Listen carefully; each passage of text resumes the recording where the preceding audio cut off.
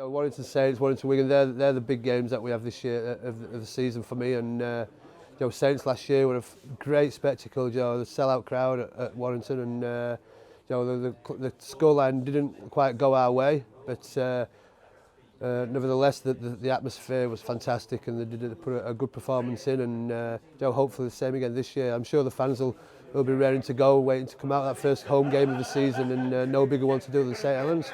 The two main trophies in the game are held by the two clubs. So yeah, it's always going to be a big game anyway between them two teams. The two teams in the top four of the Super League teams, and it's always going to be a big game, and certainly the second game of the season. Because the fans want to see what the two teams are going to bring.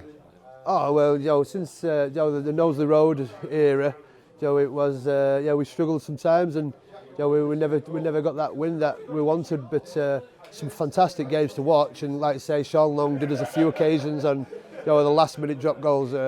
So again, great spectacles, even back 20 years when I started, and it's the same now. We got a little bit of them. They've moved to the new ground, and it's kind of evened out a little bit over the last few years. But no. The first game of the season, it's going to be a home game of the season. It's going to be an absolute belter, and I'm looking forward to watching it as a fan this time, and seeing how we go.